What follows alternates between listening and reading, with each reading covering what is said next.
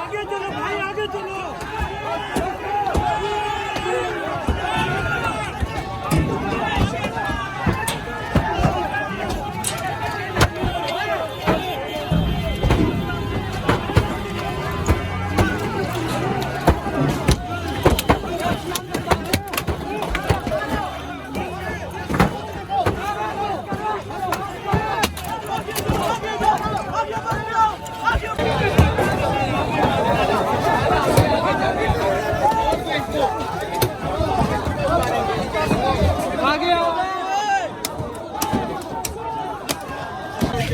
और भी बेड़ा खारा करने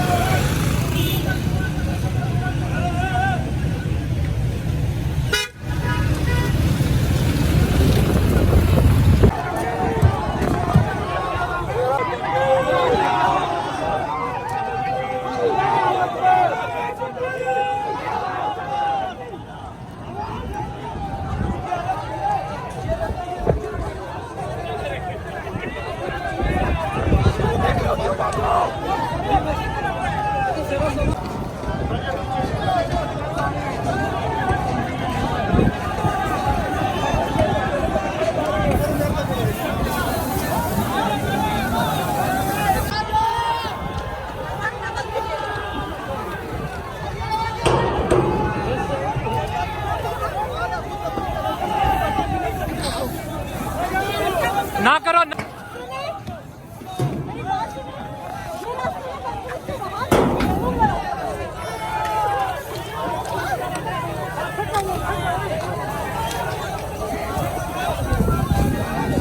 जी नाज़रीन, आप ये देख सकते हैं, ये एक पुलिस वैन है।